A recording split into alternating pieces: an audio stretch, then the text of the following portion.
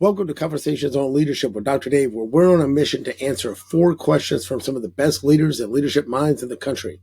So today we are pleased to have special guest, Mike Guevremont. Welcome, Mike.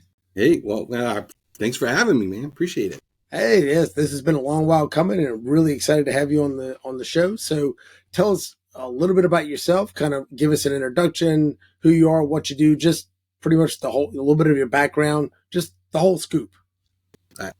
I'll give you the scoop. I'll start with where I came from and how I got to where I am today, because it'll provides a little bit of a logical pathway for how I became a leader. Nice. So I joined the Army when I was 17 and decided living in this small town in Rhode Island that I was in was not going to be for me long term. I wanted more. And so I had an uncle that worked at the Pentagon and was a great inspiration for me as a military leader. So I wanted to follow in his footsteps. Nice. So I joined the military and I did really, really well. I mean, everywhere I went, everything I did, I was successful. Nice. So I got recruited to go to the White House to work for the White House military office. And I started working for President Reagan at White House Communications Agency. And I was able to travel all over the world and set up the motorcade, set up his communications, plug in Air Force One. I mean, the stuff I was able to do and the place I was able to go was simply amazing for a young guy. Yeah, I bet. And I did that for 6 years, and then I went to the White House Military Office of Presidential Contingency Programs. And it's a very, very, very tiny group of military that actually run what happens with continuity of government and the continuity of the presidency. So I can't remember the show with Kiefer Sutherland when the Capitol explodes and he becomes the de facto president. But I wish I could remember the name of that show. But whatever that is, that's what I did. Gotcha. So it's pretty much, oh crap, get on the train, let's head to the Greenbrier or wherever the new Greenbrier is. Yes. So there's many of those. Yeah. So one of my jobs was to go around the country and set up those places. So that was a really cool job too. After I did that time in the government, and when I finally retired from the military, I was here. I ended up being the White House liaison up at Mount Weather, and was running programs there. And I was just living here, and I loved Winchester, so I stayed. After 9/11, one of the guys I work with up there in the mountain called me and he said, "You know what we should do? Start a business, teaching people how to be prepared for an attack on not just the country, but in their community." Yeah. And, we had 9/11, then we had the anthrax attacks on the Capitol. So my friend and I did all that training for the White House staff. So we were like, hey, we know what to do. We know how to train these people. Let's start a business. So many, many moons ago, when I joined the Chamber of Commerce, this is going to bring everything sort of full circle eventually. I was the first Chamber of Commerce sound guy. So we used to haul in at every chamber mixer DJ equipment. And we'd do announcements, play music and all that kind of stuff. And I did that just for fun, just as something to do. And then I started a catering and a DJ business. Nice. Went all out while I was working this government job, just because I love business. Yeah. And I get this business going, and this thing takes off. So I sell those other businesses. And as I got more and more successful in this emergency preparedness business that I was doing, right, got more and more involved in the Chamber of Commerce. And then I joined the board of the chamber Eventually, I become the chairman of the board of the chamber. Then I took over as president and CEO. So Cynthia's job. I took Right. that job when we had let our executive go. So I think I've done every job in the chamber. I was the chairman of the public policy committee, chamber of the annual dinner, or president of the annual dinner, whatever they call it. I mean, I had all the jobs at the chamber, so I learned leadership at all those levels. And then I learned leadership running my own multi-million-dollar business, learned leadership in the military. All of them were different. And I think that's what I like to, we'll talk about during this conversation is how different leadership looks depending on where you work. There's some things that work at one place that don't work at another. And so that's kind of the fun of it all. But, so I guess that's my Reader's Digest version of where I came from and how I cut my teeth on leadership. Nice. Well, I was laughing when you were talking about working at Mount Weather. I just remember seeing in the paper recently, what was it, the 50th anniversary of what I jokingly call the discovery of Mount Weather, the unfortunate discovery. TWA crash. Yeah, it's when there was we a didn't know picture. That place was there. We didn't know that place was there until the TWA crash. Yeah, a lot of people went, "Hey, what's that hole in the side of the mountain?" Yeah, I get it. Yeah, it was a pretty well-kept secret until the plane crash, and then that kind of let the cat out of the bag that, hey, there's a whole team of people working here with its own fire department and its own set of everybody. Mm-hmm. Yep, it's a little city. Yeah. That's all I will say. Oh, yeah, no. Yeah, great guys, and like I said, know a bunch of folks in the fire department, and it's almost like, not quite to the same degree, but it's almost like growing up in Hampton Roads, and you drive by and you see there's the exit for Cheatham Annex, and you're like, that's nice, and you just keep driving. Mm-hmm. Yeah, it's exactly. I had a friend of mine who was stationed there, and like I said, it was just one of those. That's just where I go with my, on my weekend every month. I was like, gotcha, boss.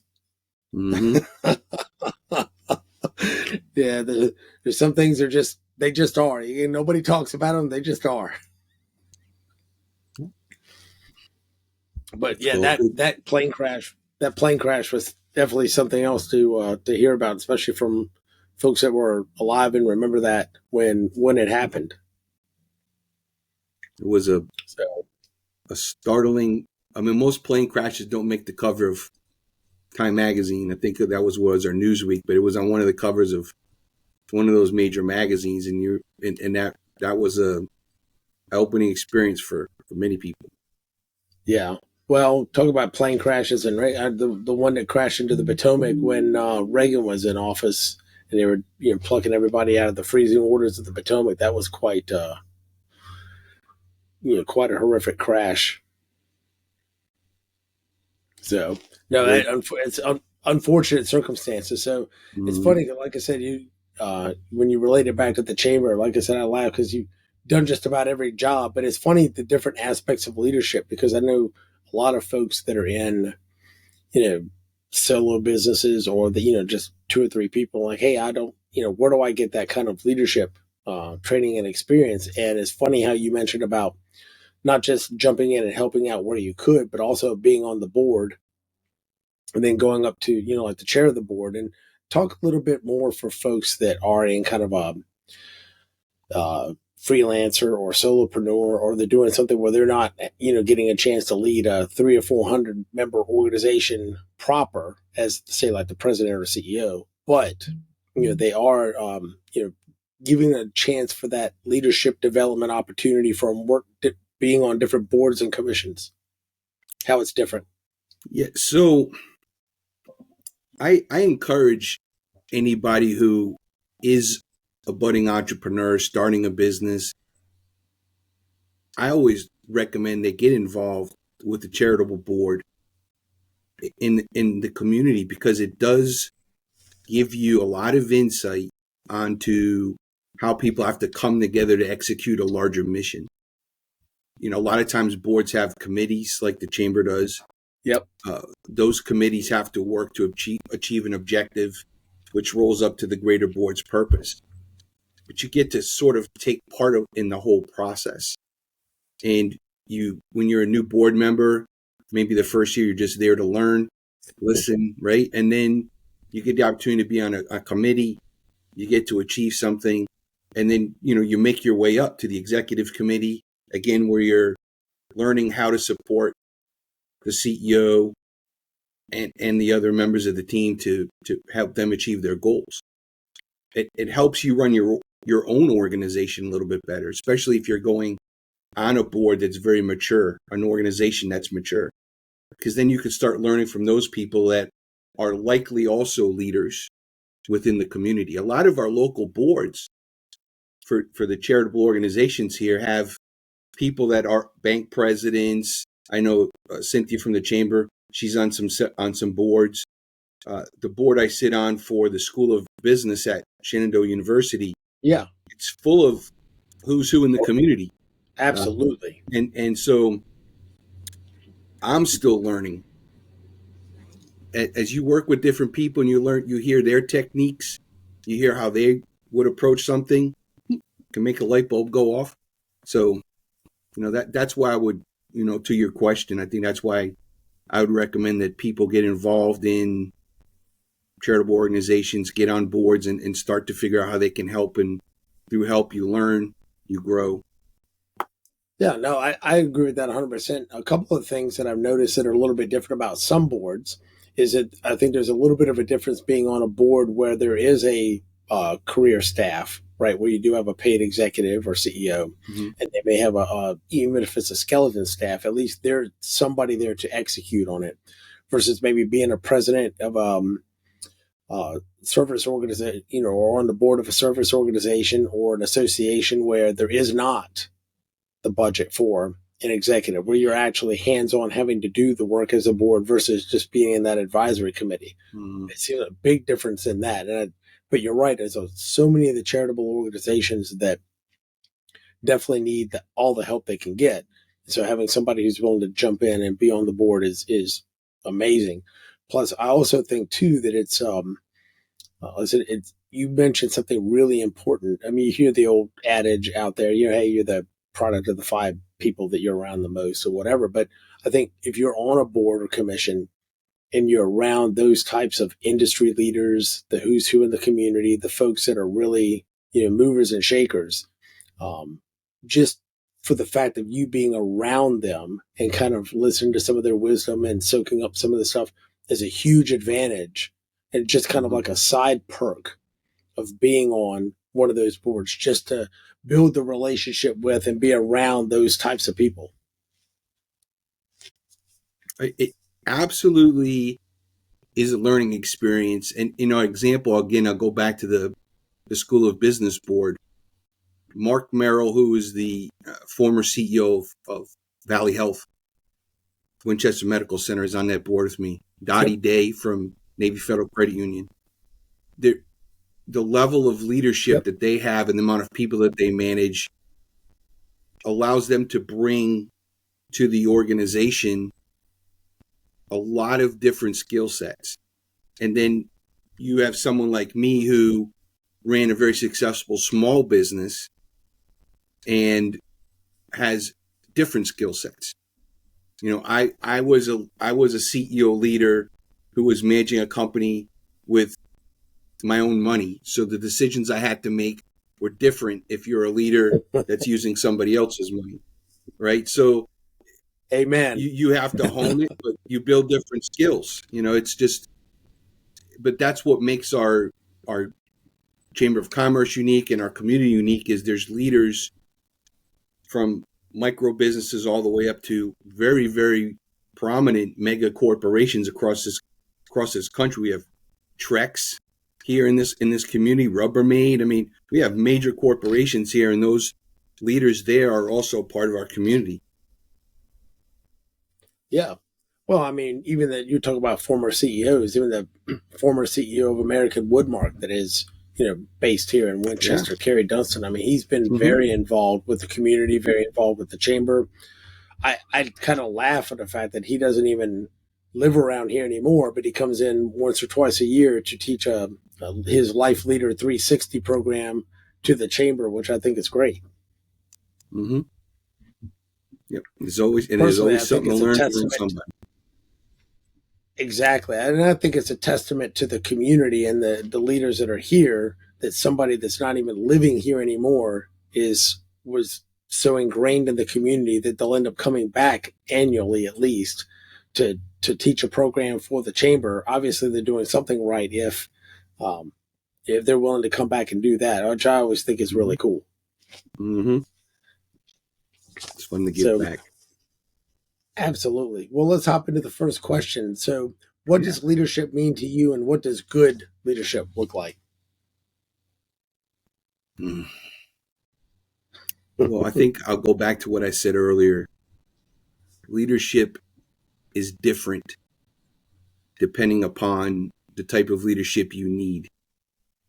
A good leader can adapt. Well, some of the things that I reflect on a lot is how did I learn to be a leader? And I'm sure you've had this conversation with many people. Are you born with it? Are you born a Oh leader? yeah. Can you become a leader? It's like a chicken or the egg conversation, right? It's like what comes first? It's I always take the safe answer and say it's probably a combination of both, right? If you don't have the the personality, the drive, the key characteristics to be a leader, then you're not going to be a leader. That you have to have some of those basic characteristics, um, and you have to be able to adapt and learn and grow, right? So there's things you can learn to do, but Yes. if you don't have the core, it's hard to get that. Um, I I was fortunate when I was in the military to have exceptional mentorship. Mm. I had leaders that taught me valuable lessons, and some of those we'll talk about as we go through your questions. But without those people, I don't know if I would have been as successful of a leader as I have become. Because without them, I wouldn't have learned the lessons I needed to learn to be that good leader. Right? Again, I had the raw talent, and they recognized it. And the question from a guy that I'll refer to later, Warren Morris. Warren, when I went to work at the White House, he said to me, "Do you want to be a good soldier or a great soldier? Do you want to be a great person or do you want to just get by? If you want to be great, I will help you get there." And I love it. I'm like, okay, make me great. Like I didn't even know what that meant at the time. And that guy pushed me in ways I'd never been pushed. And because of where I was, he allowed me to take schooling from almost every branch of the military. And it will be Nice. hard to show you now, but I went to Marine Corps. I was in the Army. I went to Marine Corps leadership training. I went to Air Force schools, FEMA courses. I mean, this guy Nice. had me taking classes everywhere.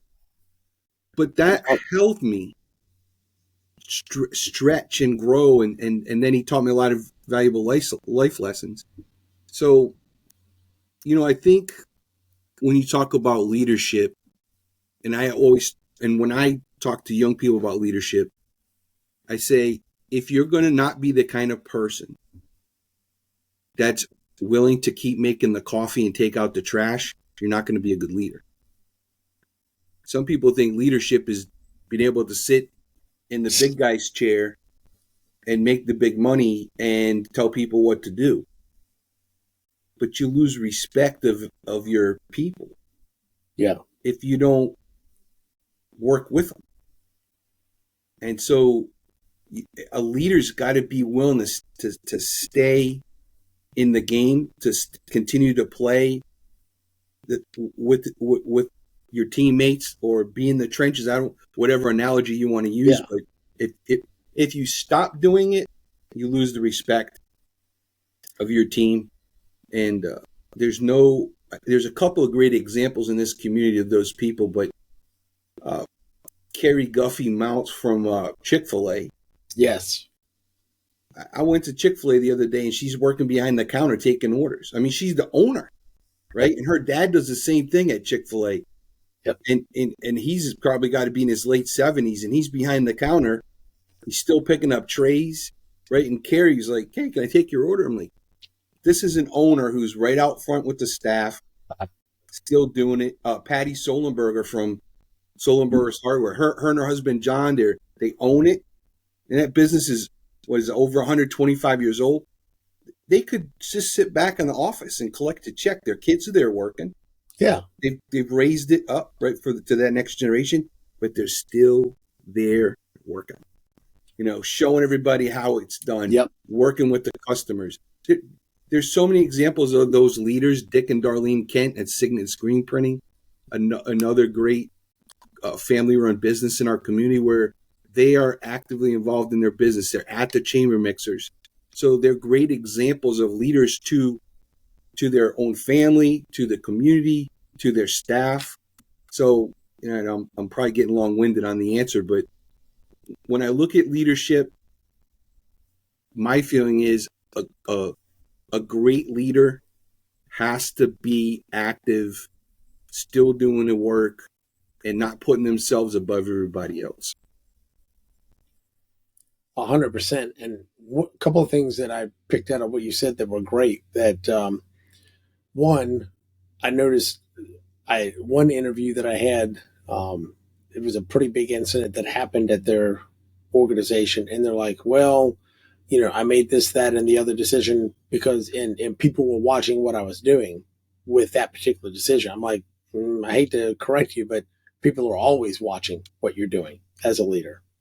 Like that doesn't go aside. I mean, they're always, is what you say and what's on that vision, mission, values match what you're doing. And so that's quite common. And you had mentioned about innate talent versus work. And I like you said, I agree with you. It's a little bit of both. There are a few Michael Jordans and Tiger Woods out there as far as leadership. I mean, they just are born with this ungodly amount of innate talent. But if they're not out there working their butt off all day, every day to develop it, they're not going to be what we consider the Michael Jordans or the Tiger Woods of it. But there's a whole lot of people. You don't have to necessarily be Tom Brady to be a professional football player. There's a lot of folks that aren't quite that gifted, but just they have a little bit of talent. They have the desire, but getting out there and working and working and working, they're able to develop that talent and become good football players, professional football players. I mean, that's such a small percentage of people that play high school and college that ever make the pros.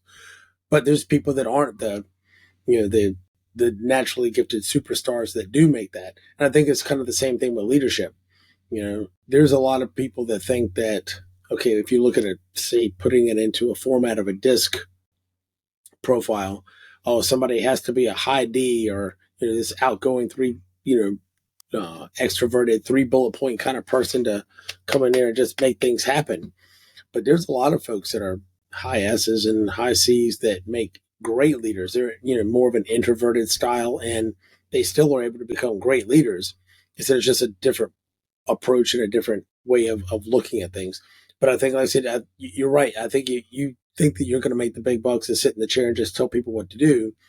You're going to lose their respect. And if you lose their respect and you lose their trust, you're never going to be able to get the best out of them. And if you can't get the best out of them, it's going to reflect on you as a leader. 100%. You brought up Michael Jordan, and I don't know how we're on the same wavelength there, but I actually wrote, I got a little pad over here. I got some cheat notes, but I'm on my third time watching The Last Dance with Michael Jordan, right? Story of Chicago Bulls, and the premise of it about the struggles Michael Jordan had and his whole life story in this show, you get a lot from it from a leadership perspective. What is it? What did it mean to him to be a leader, and how did he lead? And if you watch enough television in general, doesn't matter if it's movies or TV shows, documentaries, if you are a leader and you watch something on TV, hopefully you can go, that was some good leadership skills. And now that I'm on my third run with The Last Dance, because I was watching one of the episodes last night, one could argue he was an amazing leader.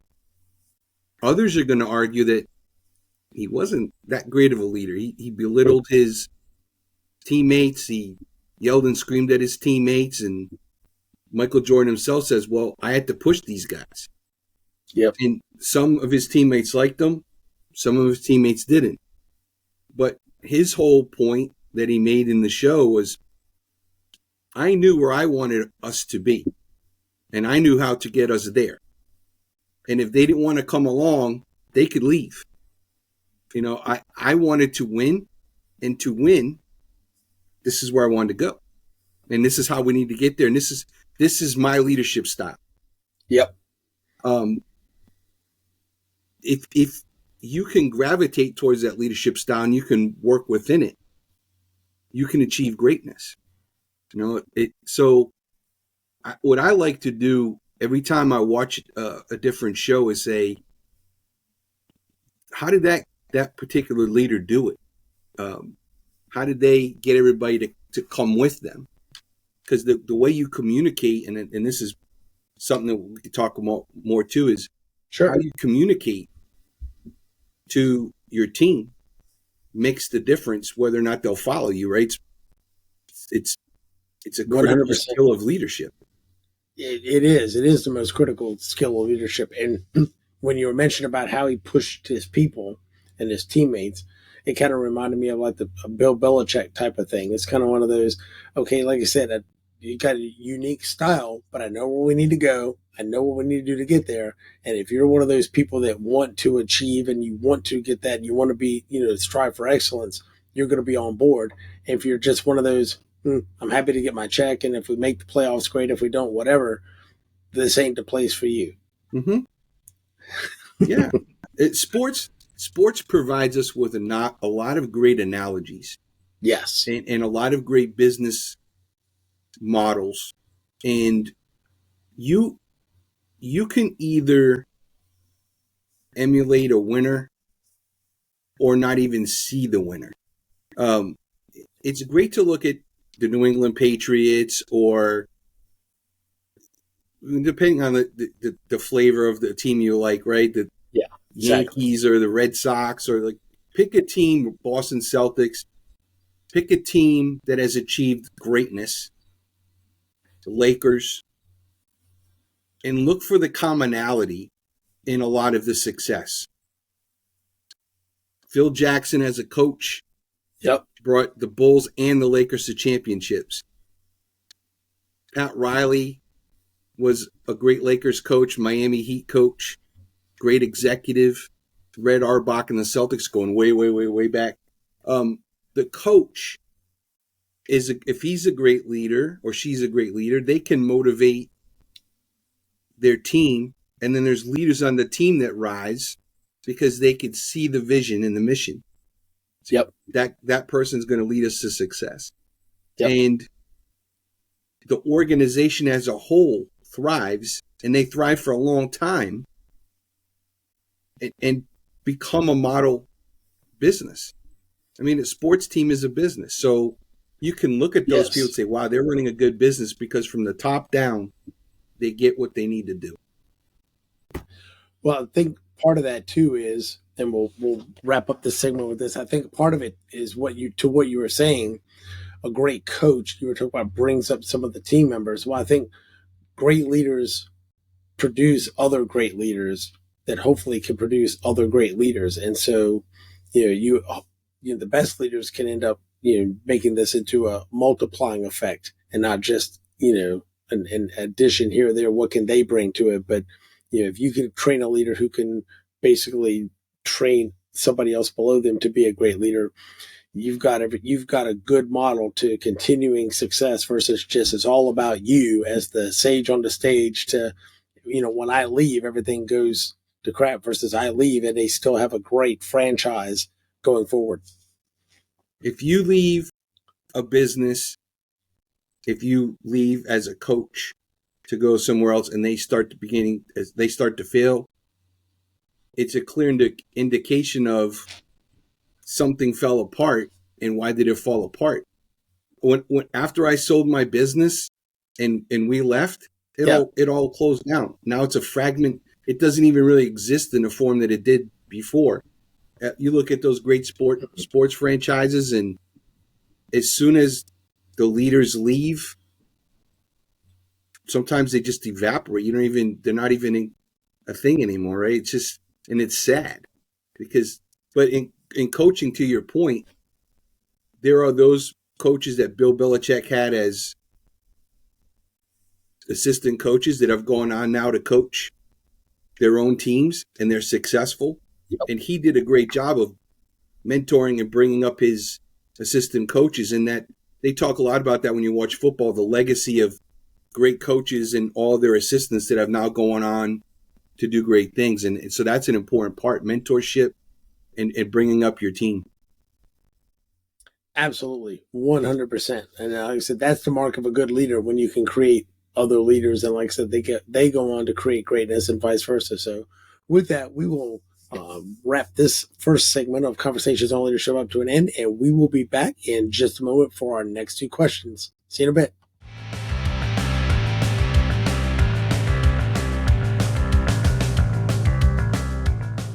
Welcome back to Conversations on Leadership with Dr. Dave, where we are here with special guest Mike Guevremont, and we are going to go ahead and jump into our second question. So, Mike, what was one of the biggest leadership challenges you've had to face? Yeah, not a loaded question. I will have to generalize this into the biggest challenge for myself, and I bet for most leaders, is employee management, employee communication, employees in general. Yes. I lump it's going to sound a little weird, but I lump employees into category: the good, the bad, and the ugly.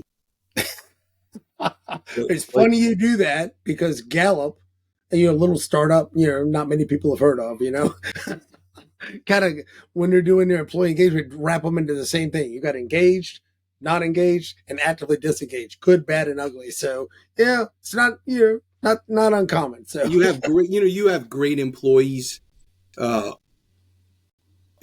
There's some statistic out there that says only 5% of your workforce are highly motivated, need no supervision, driven on their own, whatever. But yeah.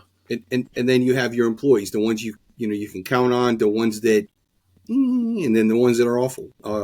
Yeah. But you spend so much time as a leader managing your employees, and you can get sucked down the rabbit hole really quick instead of working on your business and growing it and excelling.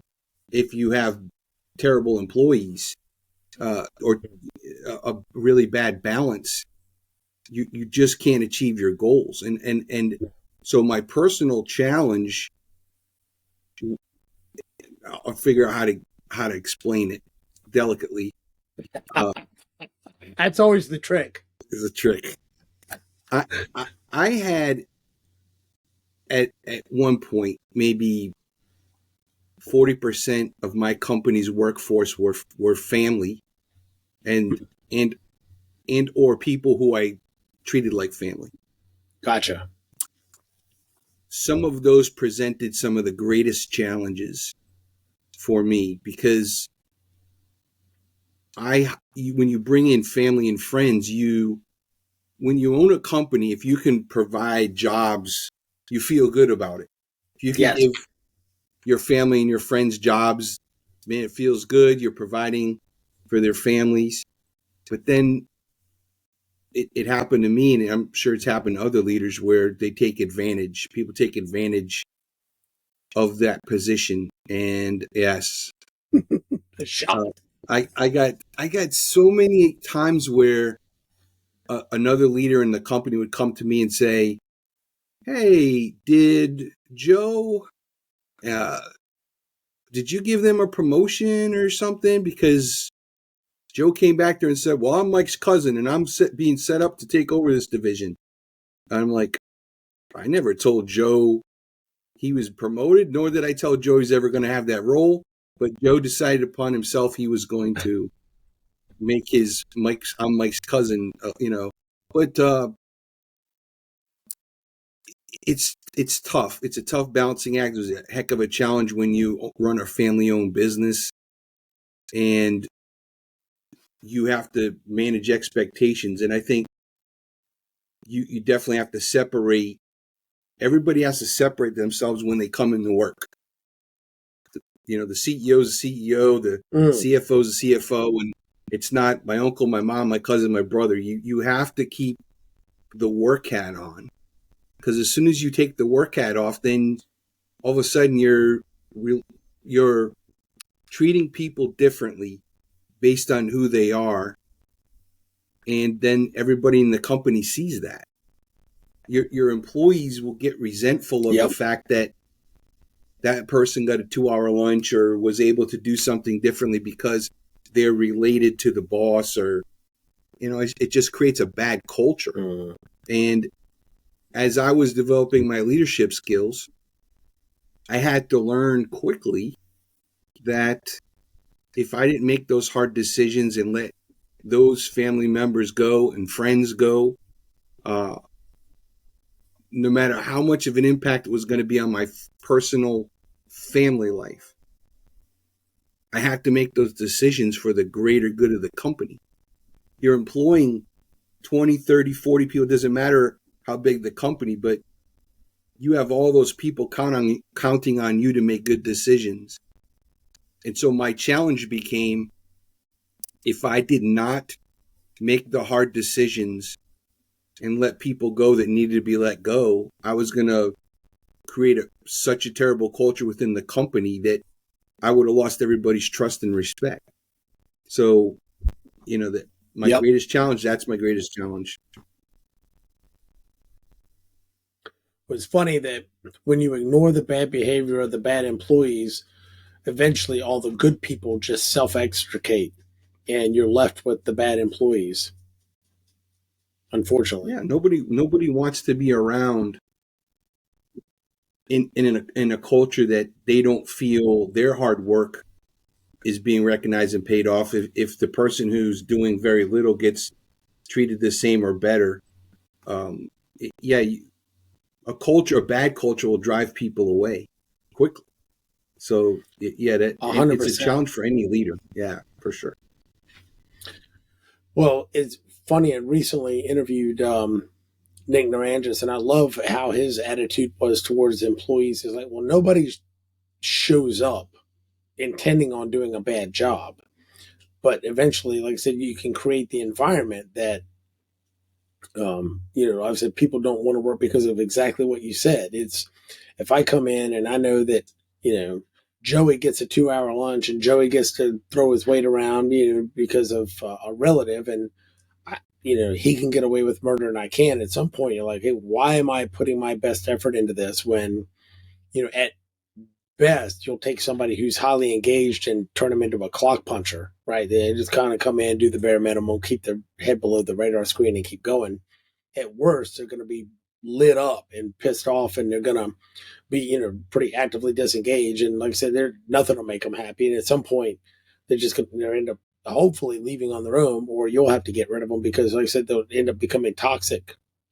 And it's just because of the environment that you end up creating, and it's unfortunate. But you're right. The more you can deal with it and quickly get rid of the bad actors, relatives or not, and realize that, bad behavior is not going to be tolerated. Maybe I better straighten my stuff up because this isn't going to go well for me if I don't. Yeah, You know, you have to do, and you have to stick with the decisions. It's hard, especially in a smaller company where a lot of people develop relationships a lot easier in a smaller company. yeah, Everything's just more intimate, right, at that working level. But when you have somebody bad, it impacts everybody at a deeper level. yes, And if you have to let that person go, sometimes you feel like, oh, Bob's leaving. Oh my gosh. And everybody's feeling it. But man, if, if that person's contributing to the toxic culture and you let them go, hopefully everybody starts to breathe a sigh of relief. yes, Pressure's off, yes, exactly. you know. So it's tough to have to make those decisions as a leader, and it doesn't always feel good. But if you do the right thing, the outcome is always much more positive. 100%. And like I said, the worst part is most people don't want to make that decision. And I remember just hearing on social media, I was watching a couple of videos from Gary Vaynerchuk. He talks about hire slow and fire fast. It's like be very selective on who you're bringing in, but if they're not performing or they're creating a toxic environment or they're just and most people it's the other way around. They just need bodies in a seat, a pulse, and you can fog a mirror. All right, you're hired. And then unfortunately, because they don't want the oh my god, I'm gonna have to find somebody else, or oh my god, what's gonna happen if I get rid of Bob? Well, you're probably going to do a lot better if you get rid of Bob. But but everyone's going to be happier when you get rid of Bob because they're sick of dealing with this crap. But most people do the opposite. They hire way too quick and they end up taking way too long to fire people. So I think you're absolutely right with that. It impacts the culture so much, especially if you have a 50 or less company, because everybody knows everybody, Mm-hmm. and it's not like you can hide. Not in a small company like that. And one toxic player, or even borderline, is going to make a disproportionate impact in the company than it would the same toxic player at a manufacturing firm with 1,000 people there. And I think larger companies, because when you start getting to much larger companies, it's just my perception, Right. but you have a lot more formal processes. Yes. Your HR system's a lot more refined. Your management system's more refined. So toxic people can get weeded out and replaced pretty quickly. And I think Mm, we'll debate that. But a smaller company, the impact of losing Bob, right? A lot of managers agonize, or owners will agonize over that, because man, you have two or three toxic people in a 25, 50 person company. ooh. It's a larger percentage, Oh my right? gosh, yes. So you I know I struggle with it. When we're talking about challenges, I had to get rid of a key person in our company because they were stealing from me. Ooh. And the Ooh. problem that caused was that person's husband also worked. Mm. And I could not tell the husband, because in my perceived HR rules, I said, well, we're dealing with this employee and the things that they did. I'm not going to tell the husband. It's not his business. I got to deal with this as a boss employee thing. And so you Yeah. deal with it. But now the husband is mad at me and wants to quit because I just had to let his wife go. And he's a great employee. So along with that, we're friends of them, of that couple working there as well. And so I had to think about the consequences of letting this person go, which was absolutely the right thing to do, was going to mean I could potentially lose 2 to 4 employees that all had a critical job in my company. So, it's part of the challenge. It's the gut wrenching decision making you have to do as a small business owner, and say, man, I got to make these decisions. I mean, I had to let go the daughter of a good employee because the daughter wasn't great. I had to get rid of the son of a company executive because he failed a drug test. And you when you go through and make those tough decisions, there's impact within the company, positive or negative. Sometimes people rejoice when the Yes. bad employee goes away, and other people are questioning it. They want to know what happened, and you can't really tell them. It's a little bit of chaos at that level. Yes. Well, you had mentioned about systems and processes, and one of the things that makes it a little bit easier is if, hey, we have a drug-free policy. Hey, you signed this statement coming in. You're not going to be out there, smoking weed on your lunch hour, right? You're not going to come in intoxicated, whatever. And at least, when you have those types of things where I had a suspicion, we followed policy, sent you for, a drug test for cause. You came back positive. We have a no tolerance policy because we have to, because we contract with the government. And it's pretty much black and white. Like, the decision is out of my hands, right? You lit the crack pipe. Guess what? You're the one that no longer has a job. A whole lot not different than the stealing either. I mean, there's certain. It makes the decision easier sometimes when it's that black and white, but it's still not like you could put it on the company bulletin board and say, "Hey, guess what? We got rid of Joe because he popped positive for a bunch of drugs and came into work, tore up." Yeah, the policies and the critical part of your HR team is making sure you have those policies. As you're a growing business, you don't inherently know what policies you need to have. And Yeah, our company grew fast. I mean, we went from $50,000 in year one working part-time jobs while we started this thing to making $20 million just not that a couple of years later. And as we grew and we're skyrocketing up, hiring people and having contracts, we were learning on the fly. We didn't have a formal HR person. Like we were hiring people as we needed them, bringing in people with better skill sets as we knew we needed them, and we're constantly surprised by this particular HR issue and that particular HR issue that we didn't have a policy for this. We didn't have a policy for that. Oh, we got to hire somebody to write a policy manual, and even once we had the policy manual, we didn't have all the policies. We still forgot stuff, right?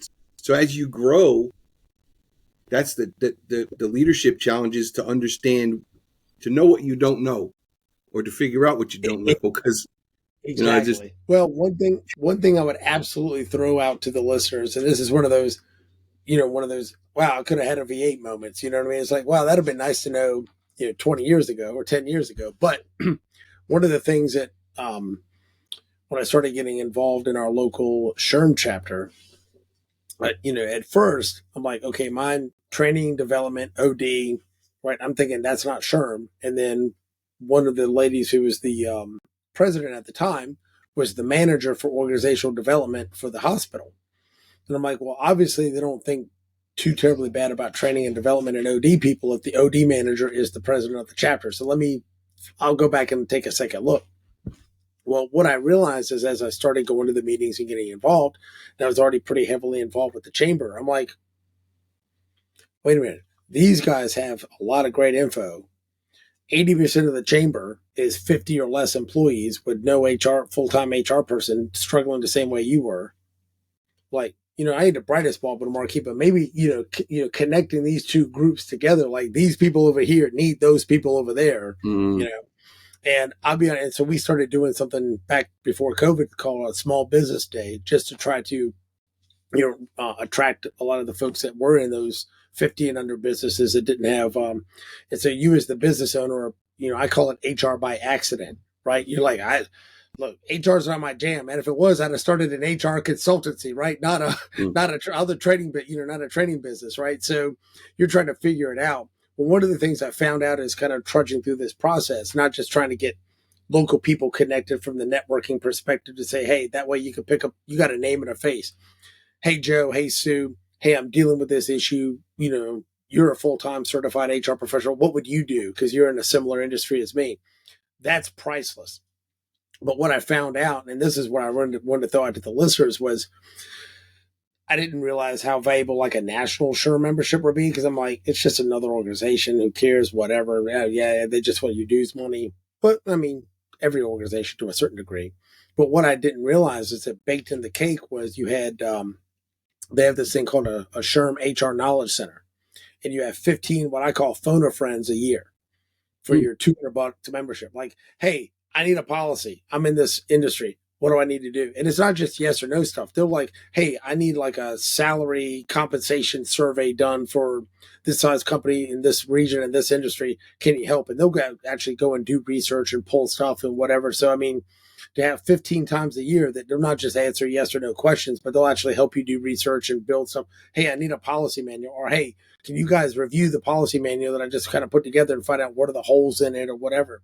To have that kind of 15 times a year resource for basically $200. Yeah, it's like, valuable. Yeah, that's super valuable. And the bad part is there's so many people that are like what you were in. They're growing fast, they're struggling, they're trying to figure it out. And there's so much crap to dealing with when you're talking about managing people, HR policies, this, that, and the other. You know, some stuff sounds good, but you're like, yeah, you can go to jail for that, right? Sounds great. You want to ask them this in the interview, but that's probably not going to, age well for you, or and half the time, the whole reason that you're paying an HR person, if you are, is because, hey, I don't want to have a wrongful termination suit and end up having to spend millions of dollars for this when, so at least that's a resource that's out there that unfortunately is not known as much as it should be and probably not capitalized on as much as it could, but at least it's out there for folks to as they're growing businesses. So I've been a huge proponent of trying to get those two, the small business community that's in that 50, 75% or less that doesn't have a full-time certified HR professional, and the local SHRM chapters, get those folks connected. And so that way, you do have that kind of networking opportunity face to face, and you can get those kind of questions answered because that's what they do for a living, and that's not what we do for a living. Smart. Smart.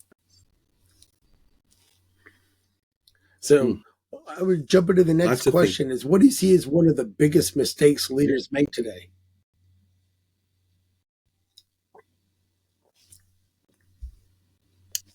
Probably failing to adapt. So a leader has to be able to adapt to the change of cultures, the change of age of employees, the way people communicate nowadays. Very true.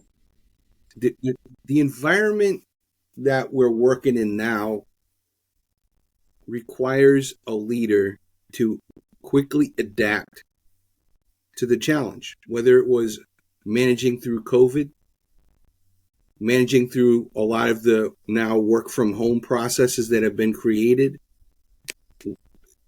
working through diversity, inclusion, equity, all of that, working through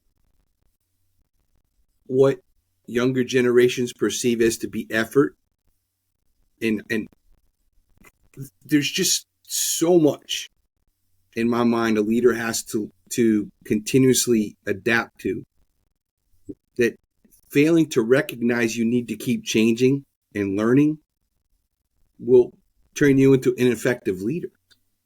You have to be willing to keep your eyes open and listen to what's going on around you and learning how to recommunicate.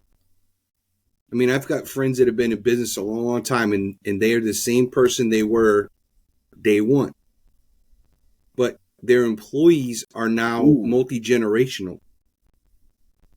Well, people today younger employees don't communicate the same way someone in my generation communicates. If you don't figure out how to talk and give direction to people in different generations, you're not going to be successful. I mean, it's just I just feel like we're in a time in life where you have to adapt so quickly that without that willingness to do it, and that's what I'm going to call it, without that willingness to adapt and change, you're apt to let your organization down.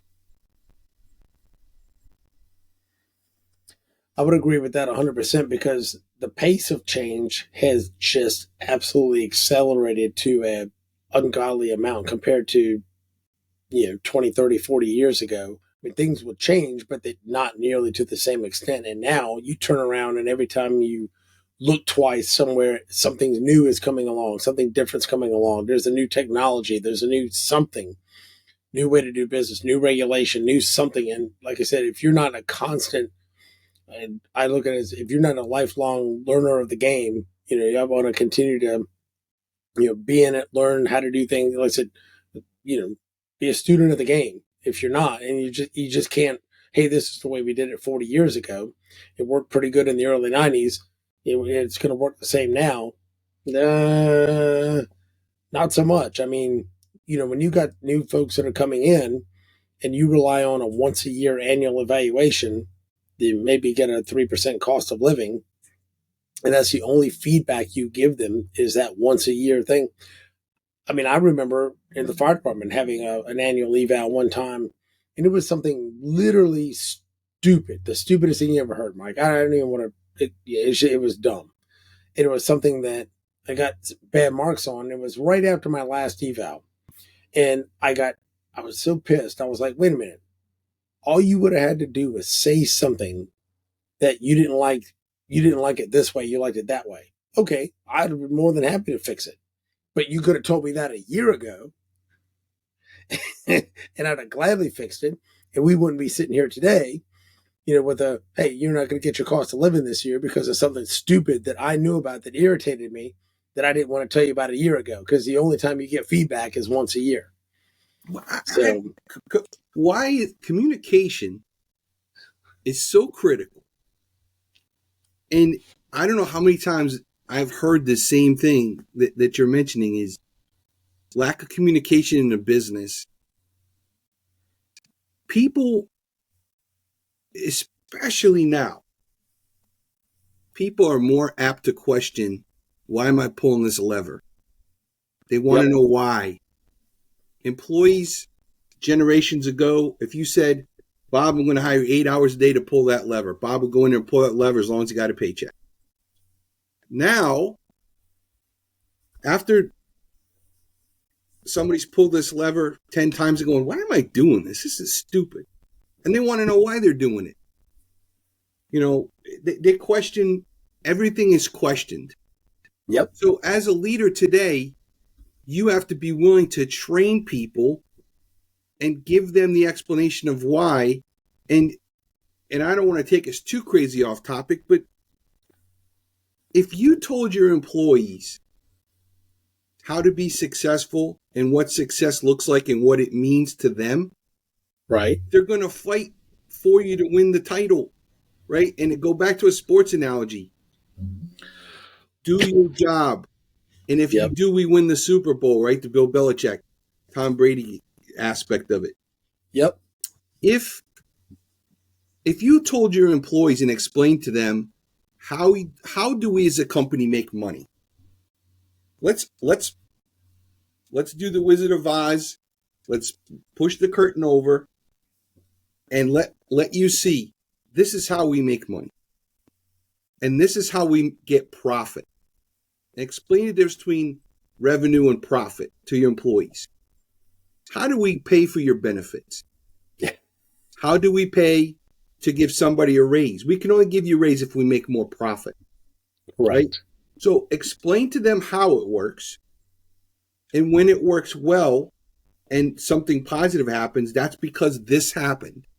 We had a victory. We won. And because we won, I'm able to do this for you. We all get Super Bowl rings. Congratulations. Yes. Right? But absent that, people come to work. They don't understand why. They don't feel part of the process. They see the boss driving a Porsche or whatever car, and they go, man, we're not getting all that. That guy's getting all the perks. the perception, not understanding how the secret sauce is made, it doesn't make for good culture. But if you communicate to your staff and you tell them what's going on, why we do the things we do, and they can understand, oh, we're part of a winning culture. We're part of, the more we do together, the more successful we'll be. 100%. Communicate. Tell people what's up. Then it would change the entire dynamic of your business. What a concept. Oh my God, what a concept. Well, it's funny, a couple of things that you mentioned I thought were really interesting. I wanted to double back on one. I was always a big fan of the lean process improvement model and thinking about those who were closest to the work probably knew more about how to fix problems or make it better than the ones that wouldn't. Now, saying that, you end up looking at, okay, well, I pulled this lever 10 times. Why am I doing this? This is stupid. Well, if you give them the why and they understand what the process is, either A, they're going to buy into it, or B, they're going to be like, no, this is still stupid. Have you ever thought about X? And that being maybe a different way to do it. They're looking at it with new eyes, and they're bringing a different viewpoint to it that you may have never thought of that might completely revolutionize your business if you just told them why. And the other part is that was tell them why, working with a CEO. And then listen. Yes, God forbid you actually listen to what they're saying. What's funny, I was talking to a CEO that we were working with, a pretty big nonprofit out in Northern Virginia, and they worked with folks with disabilities, and they were really trying to get their people engaged. And one of the things that I had mentioned to her about was, if you could go back, and it takes a little bit of work to do this, so I'm not saying it's easy, I'm not saying it's simple, but if you could tie every single job, trace it completely back to, I do this because this happens and it makes that happen, and because we do that, then we can say if the mission was, providing better lives for people with disabilities. All right, because I'm in accounts payable or accounts receivable, I get to collect on the stuff that we're bill on to make sure that we have money to pay our clinicians, to be able to do the work with the clients we do, to make sure and benefit the lives of folks with disabilities. So if every single job in there realized how they, just like you said, how the company makes money, how it relates back to the mission, we're trying to win the Super Bowl. For me taking out the garbage and being the janitorial staff, here's how that relates to us winning the Super Bowl. Everybody gets that clarity on my job is important, and I'm part of the machine to make this happen. It makes a huge difference.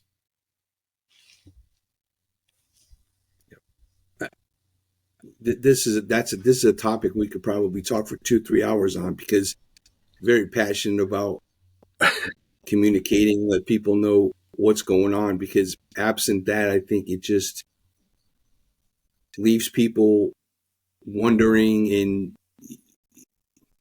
when people wonder about why they're there, it's even in the military.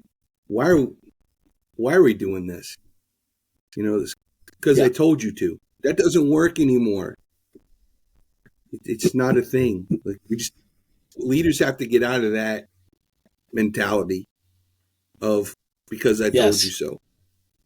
It doesn't work. But I think there's a really good what's in it for me for the leader, because if you get out of that mentality and you can tell people the why, or at least the why to the extent you know it, and you get their opinion and you listen, you can aggregate the best of ideas from everybody, and you can make everything more efficient, more productive,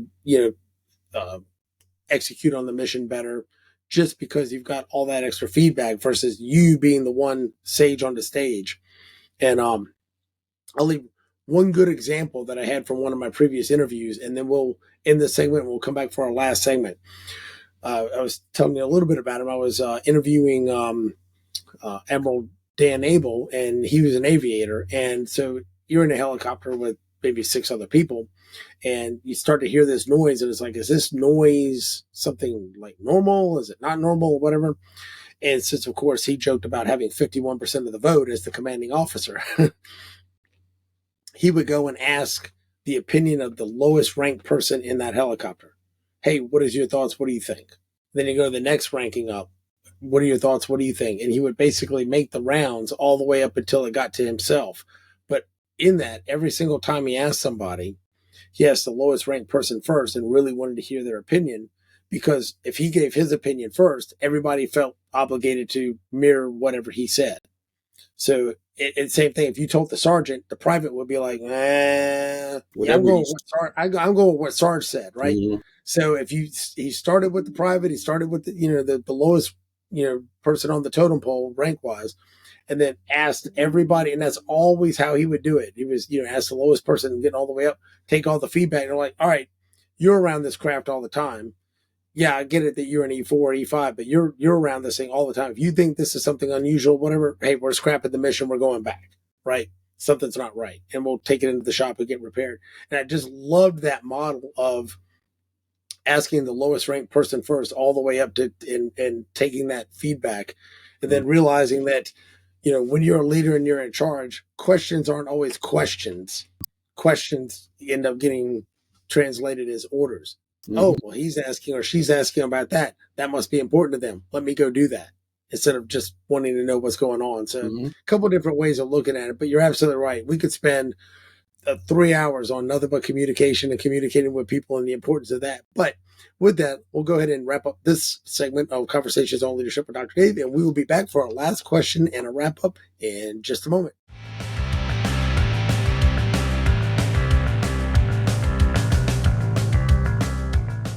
We'll go back to our final segment of Conversations on Leadership with Dr. Dave, and we will jump into our final question. So, Mike, what do you think is the best way for leaders to improve their leadership skills?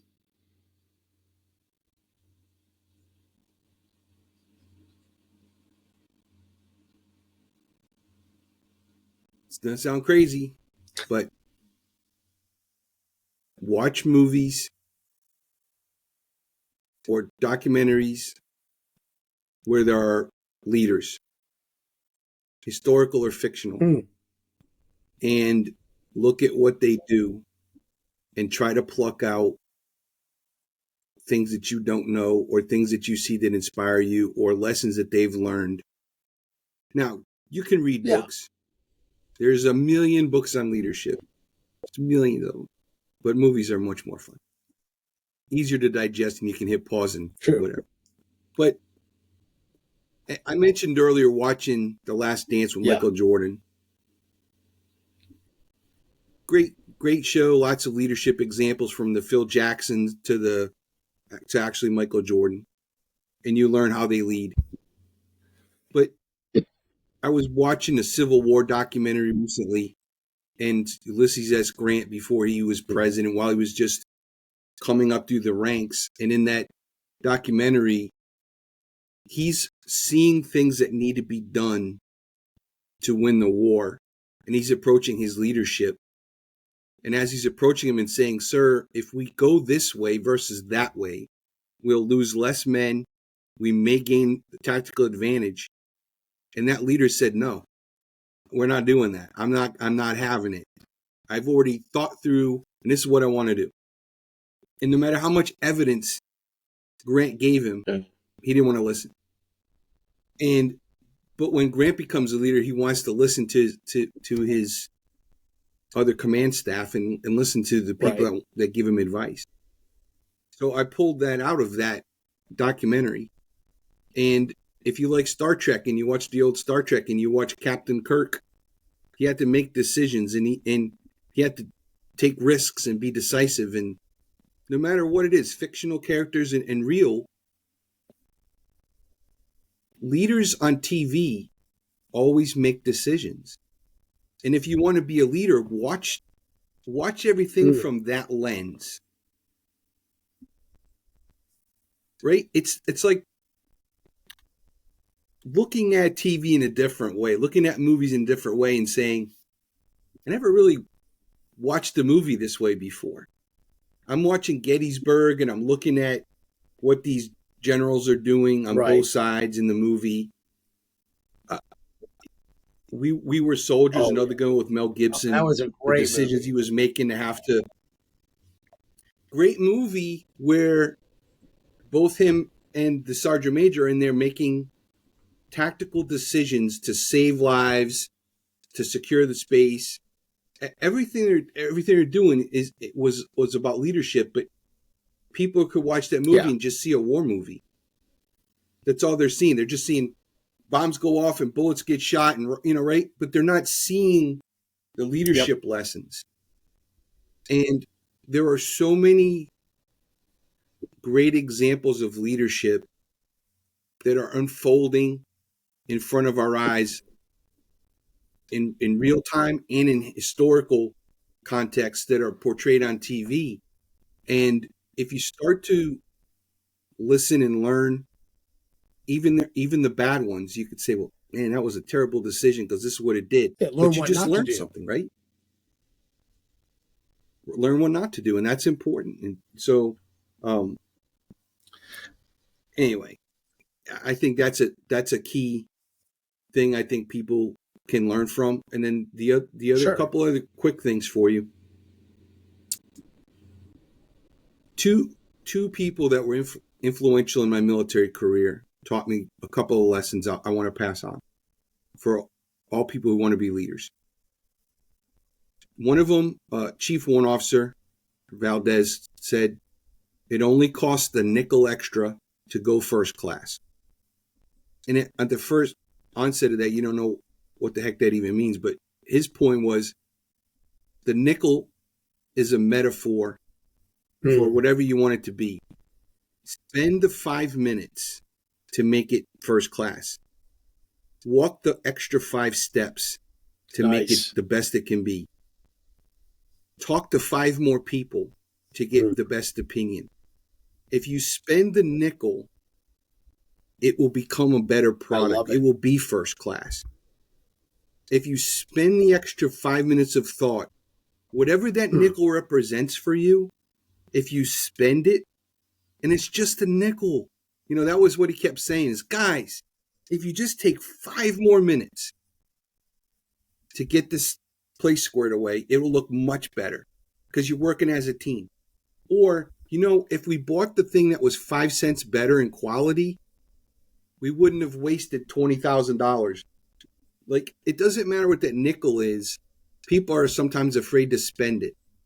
That extra energy or that extra money or that extra brain power or time, it doesn't matter what it is. People sometimes don't want to expend it, but if you expend it, the outcome is better. So that's that. Then the other lesson was, and I got to paraphrase it so it comes out more politically correct. Give the person a rose that would not normally get the rose.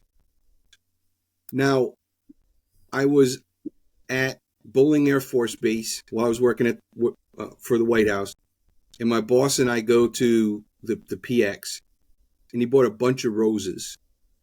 And when we get back to the White House Communications compound, he gave all the security guards, which were all ladies at the time, manning the gate. This is before we had Marines. Right. And he's giving them all roses. And we walked out of there. I said, "What did you do that for? That is the silliest thing I've ever seen anybody do." Like, in my mind as a young guy, I was like, there's no way you would ever give these girls a rose. They were fawning all over him. "Oh, Warren, you're so cute. Thank you so much for the rose." So as I'm giving him heck for giving him the rose, I said, "Just tell me why you did it." He said, "Mike, here's a life lesson. The rose is just a thing. But you know what I did right there? I made them happy. I made someone whose job seems insignificant, who nobody cares about, feel important, feel needed, wanted, and part of the team. I recognize their existence as a person. And so now I've created rapport with them. We have now bonded over that simple rose. And now those ladies there feel important and respected. And then just a couple weeks later, I was getting promoted. We had a little promotion party, and we had everybody come to the promotion party. And I noticed he invited the janitors. Now this is a couple of times now we've talked about janitors. Yep. But the janitors come to my promotion party, and they're eating and they're whatever. And I said, after the thing, I said, why did you invite them? They didn't chip in, because everybody had to pay $5 to go get the food and all that stuff. He goes, let me ask you a question. Another life lesson here, buddy. You must have forgot about the rose story. He said, who empties your trash? Who empties your trash? I said, Jeff. He said, who mops the floor so you don't have to mop it? Jeff. He said, so when we have a big event and we got a high-ranking government official coming in or a high-ranking military person coming in, we got to get the place all squared away. Who do we count on to make the place look good? Jeff. He goes, so why don't you want Jeff to come to your promotion party? Because he's making you successful. Without Jeff, you're not going to be doing the stuff you're doing. You're not going to be able to achieve things. You need Jeff more than you know you need Jeff. And I'm like, damn, you got me again. And the life lesson from this guy, Warren, was that if you don't treat everybody in your team equally as important to the success of the greater mission and how you treat your employees, you will eventually fail. You need everybody on the team to be successful. And so, again, another life lesson I would give any of the leaders is look at how you manage. And do you treat everybody in your organization as an important part of the total machine? Because if you're not giving the person who works in the mailroom the same respect as your IT person because you think they're the IT god that keeps you going, then you're missing out. Yes. You're missing out. You're not giving the same quality of attention to another component of your business that keeps you successful. So there you go. I think I've given you plenty of nuggets of wisdom, but that's what I want. I wanted to make sure I got those important life lessons out because I still use them today. I think that's fantastic. I laughed. There was one last thing that I wanted to kind of bring up that tied into that with what you were talking about. Some of your paying attention to your janitors and paying attention to the people that, like I said, typically aren't in the spotlight. One of my recent interviews, Mm-hmm. the gentleman was talking about Ritz-Carlton and how they use a lot of different assessment tools on just about everybody to kind of put skills, knowledge, abilities, communication styles, whatever they had. And they had the housekeeping staff. They had gone through and they had given a certain level of assessment to all the housekeeping staff, and they realized that this one particular housekeeper had potentially all kinds of leadership skills off the chart, and they were just there as a regular housekeeper. So of course they didn't take her and immediately put her into a leadership position, but they started training, they started coaching her, they started developing her, they started putting her through different things, giving her a little bit more responsibilities.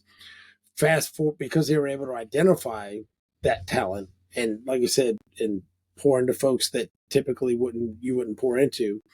X number of years later, she ended up being like one of the senior VPs, with Ritz-Carlton.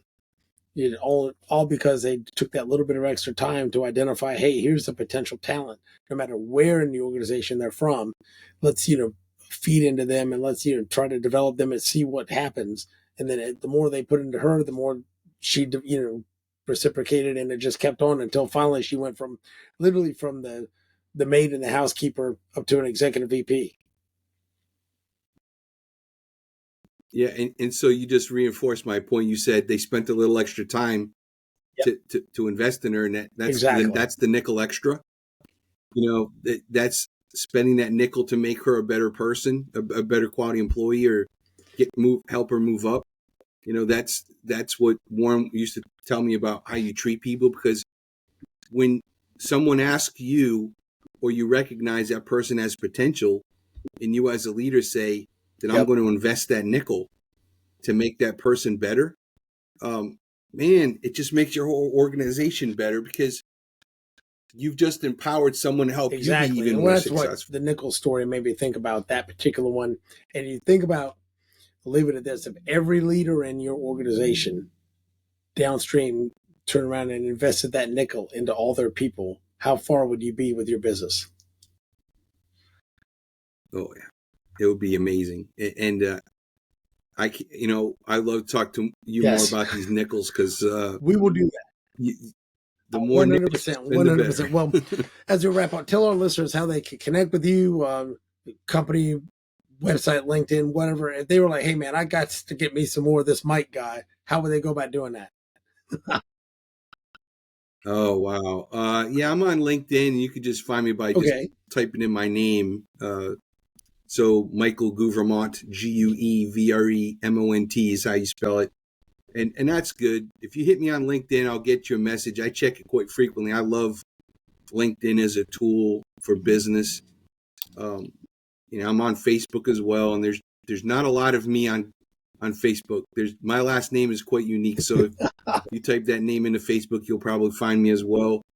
Send me a message if you want to talk business. I love mentoring people and helping people grow, and it's a blessing, and I've been fortunate in my life to have great mentors and great experiences in business, and I never mind passing on those nuggets. And I appreciate you even giving me the opportunity to talk about all this today, because it's great to get it out and Yes. impart wisdom and knowledge on other people. And I'm glad you have this forum that you can do that for everybody. No, it's been great. And like I said, unfortunately, way too long coming, but no, I really appreciate you being able to be on, like I said, and be able to share this out with folks. We'll put links in the description for your LinkedIn and anything else that you want. And beyond that, thanks, Mike, for being on here. And thank you guys for watching. And we will wrap this episode of Conversations on Leadership with Dr. Dave up. And we will see you all next time. Take care.